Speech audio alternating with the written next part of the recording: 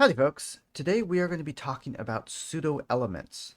So unlike pseudo selectors, which apply to an existing element and modify it based on its state or attribute, a pseudo element is basically taking some of the existing content that already exists inside an element and modifying it in some way. Let's say for instance, we have this particular example here. Let's say I wanted this line here to be bold, right? Maybe that's just how the documents flowed and we want it to stand out. One of the ways I could do that is I could look, okay, this goes from lorem all the way to sed here. And so that's this line here. If I wanted to apply a specific style to that, I could wrap it in a span.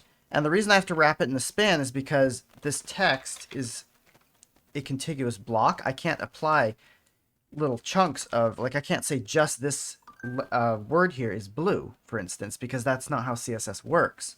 If I want to make this word blue, I have to wrap it in a span so that I can affect that span. So then, now that I've got that wrapped in a span there, maybe I go in here and I say, okay, font weight bold. And I come back here. Now it's bold. Except now you've noticed that sed has been pushed onto the next line. So I've no longer got that very first line is bold. So I have to go, okay, I have to go through here, and then I have to go and change this span so that it's on the elit. I know I'm pronouncing these wrong. I do not speak Latin.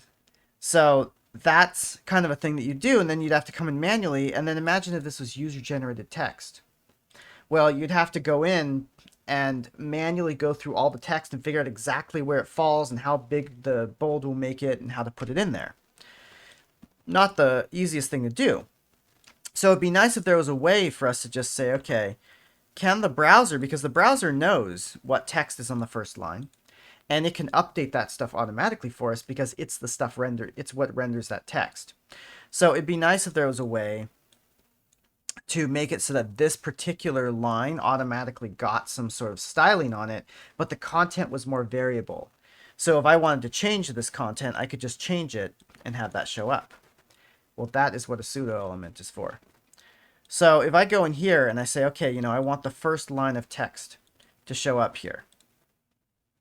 I can actually go into my CSS and I can say, okay, instead of this paragraph span, I'm going to put, so we have 1: for hover, stuff like that, right? That's a pseudo selector. If you do 2 colons, and you can see a couple of them here, this is a pseudo element.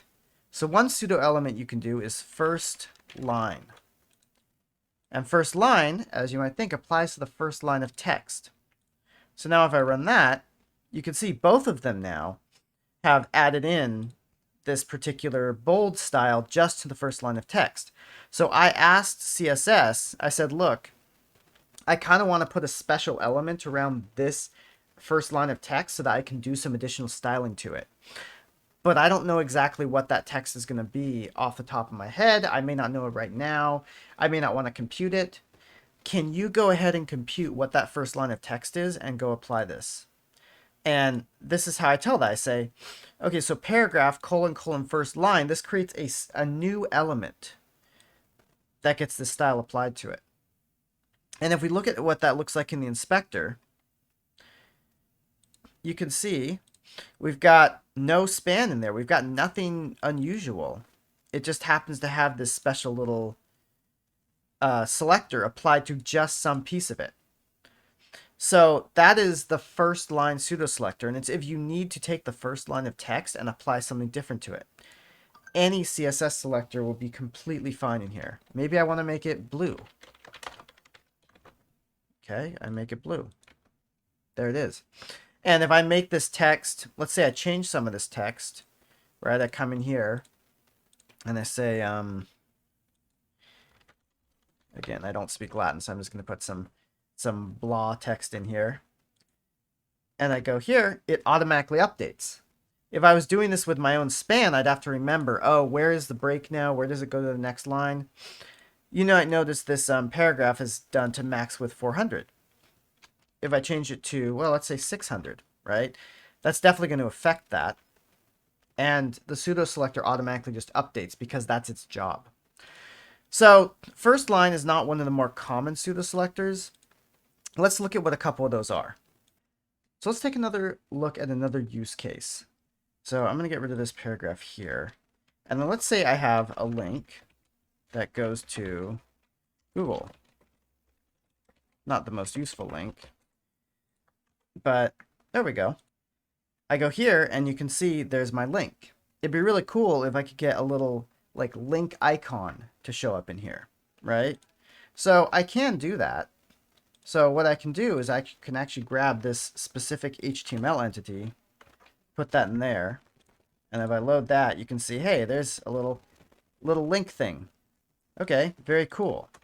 So then I make another one. Stack Overflow.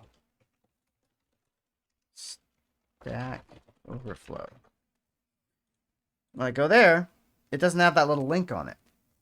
That's kind of annoying. I'd have to add it manually to every single place that I have an anchor tag. I have to copy this, paste it, etc. What if I forget? I'm probably going to forget, let's be honest. And so it'd be nice if that just happened automatically. Well, what we can do is we can use a pseudo element for that. So I can say a pseudo element before. Now, what does that do? First line looked at the existing content and said, let me get the first text line of this content and modify it. Before actually says, let me insert another element before the existing content. So basically, here I'm inserting this text in here, this HTML entity, before Google. So the content is Google, and I'm inserting my little HTML entity here.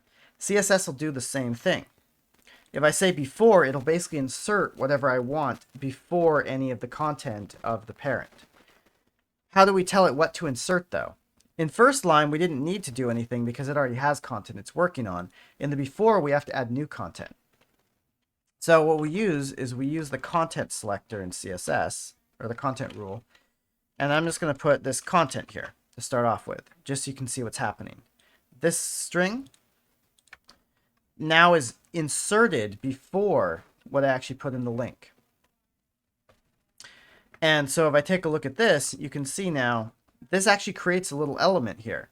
This is the original content. This is the content that bigger. This is the content that got inserted onto the document automatically by CSS. And you can see it has some content. I can apply styles to it if I want, anything I want to do. Not very useful is this content string, right? I want it to be that particular entity. So what I'm going to do is I'm going to paste this in here. This is just a special code that means that link. And so now if I open that, you can see that little link appears there. So that's the value of the before.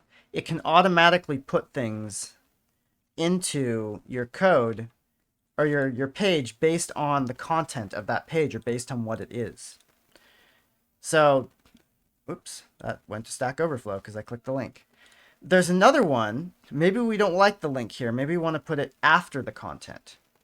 Okay, well, all I have to do then is change this before to be after. And this will move that pseudo element to be after. So let's take a look at that. And there we go. Now it's on the end. Maybe I look at there and I say, wow, you know, this is a little big, right? Let's see. Can I make it smaller? I can. That actually kind of looks better. Maybe I want 12 pixels. 12 pixels looks good for that. And I can actually put that inside that selector. So similar to the first line pseudo element, it's just adding existing CSS styles that we already know on top of some auto-generated content that the browser is taking care of generating for us. So in the case of first line, I put the color and the weight on some text that I hadn't actually wrapped in a span. The browser took care of that for me. For the after, I'm able to put font size. I could even put color or font weight if I want on a new element that gets created on the fly as the page changes. So that's the before, and that's the after. Now let's say that I want to do something maybe a little bit more dynamic with this. Let's say that if I have a Google link that maybe I've searched for something in Google, like maybe I've searched for CSS selectors. Okay, and I've copied this specific search here, and I'm going to put that in here. Say, okay, let's paste that in there, and this is going to be CSS selectors. Let's say maybe I want to give people a warning that that's a Google site, you know, just so they can know where they're going. And I want that automatically to happen whenever I detect this Google in here. I could just put something in here that says Google, you know, like that. But that wouldn't be much fun. We should try to do it automatically. So what we're going to do, and this is a kind of a complicated selector, so we're going to walk through it. I can take my anchor tag, and then if I want to search if a selector and a certain attribute matches, I can put these square brackets. Then I give the name of the attribute, so I can say href. And if I was checking for the href equals something, I could say href equals, you know. But I want to check if it starts specifically with google.com. Okay, so what I'm going to do is I'm going to do asterisk equals google.com, and then I'm going to change its color. So let's just see if that works. There we go. Now CSS selector shows up red. So you can see the reason it shows up red is because that href matches the value here. Turning it red isn't really what I want, though. What I want to do is I want to add something in the beginning. So instead, I'm going to add a before pseudo selector with content of Google. And now if I go in here, you can see this CSS selectors, I know without even looking at it or having to click on it that this is a Google search link. That could be kind of useful in some cases. Maybe you may want to automatically determine whether or not you got a link that's leaving your website as opposed to a link that's an internal website and have an icon on those. So you could do that with this sort of thing as well. So this is pulling together two very powerful concepts. One, that a selector can actually be conditional based on an attribute. So this one specifically says, hey, do we have this text anywhere in the href? If so, this selector is valid. So you notice for the Stack Overflow one, it is not valid because that doesn't have the google.com anywhere. The second is this before. We could do a lot of things. Like earlier, when you did the before specifically, we turned the color, or rather when we did the selector, we turned the color red. But the before says, hey, only add this content into the page when this href is in there. Why is this useful? Well, because the browser's doing a lot of work for us. We can actually do something similar like this in JavaScript, and we'll see how to do that later on. But that involves work that we have to do, and we have to write that code, and we have to maintain that code. This is a very simple 3-line thing that the browser is just taking care of for us because it's working through those attributes. This does not just have to be the href, it could be any specific attribute as well. Let's say that maybe if this is an external link, so if it has this HTTPS at all, we want to actually put what that external link is, just to let people know what they're getting into.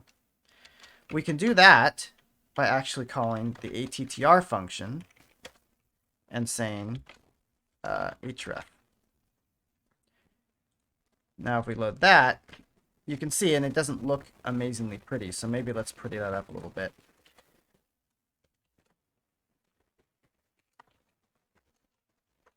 Like that. Notice I'm using spaces in between these. I've got this parenthesis, which is quoted to let CSS know that that's actually, I want the literal parenthesis. Then the href, and then another literal quote where we've got this end parenthesis in the space.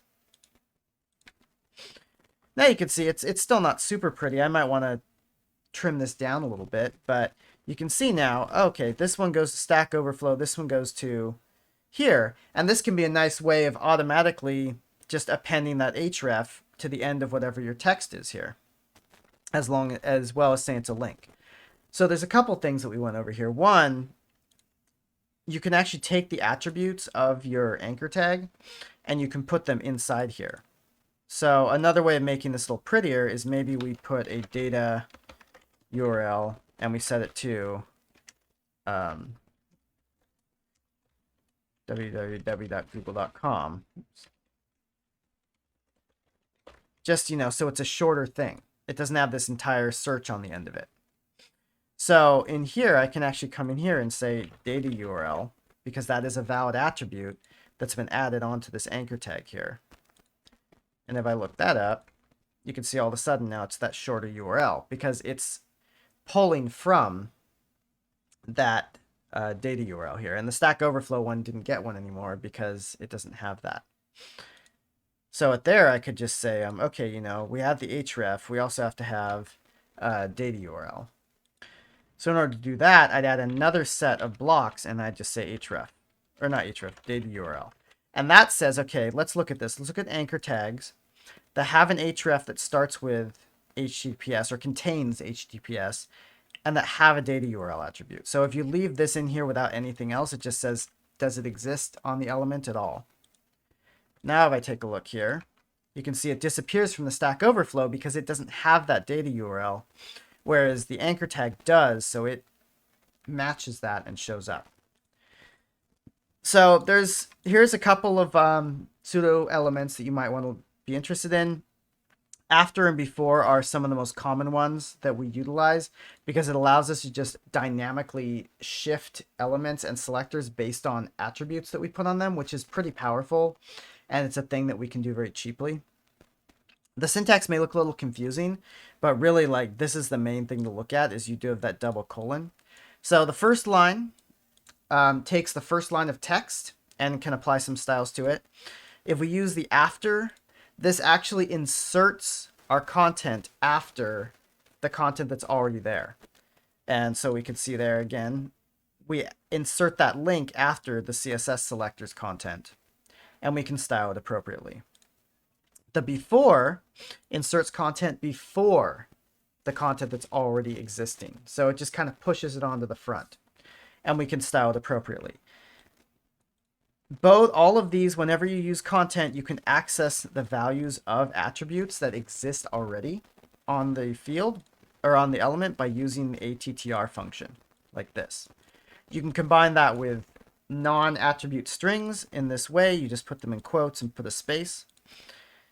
Looking at these selectors a little bit, these are attribute selectors. I'm not going to go too deep into them for this, but just they are in brackets, in square brackets, and they apply to this element. So it's looking for anchor tags that have data URL, anchor tags where the href contains HTTPS. If I do the equals, it compares against the entire string. If I do this, it only says make sure this exists inside that href. Another one that's really interesting to look at is the selection. So let's say if I look at my paragraph selection, and whenever I select some text, I want it to change, right? Maybe I want background color black and color of white. So now when I go into this paragraph and I select some text, you can see it changes those colors. Maybe not the most impressive thing, because I think it does that automatically. So let's change this to dark green and white. Now when I select it, it becomes dark green. So this is another one that's kind of cool, is that colon selection. Again, if we wanted to normally make this background color dark green, we'd have to encapsulate that text in a span or something like that to set a CSS property on it, because we can't set a CSS property on arbitrary text. But the browser lets us do that in this particular case when there's a selection on it, because it knows, oh, there's a specific selection that we want to be able to do. So this one is that default blue, whereas this one is a much cooler looking green. So that's the selection pseudo element that might be a little useful for y'all to work with. Anyway, hope this is helpful, and I'll see you next time.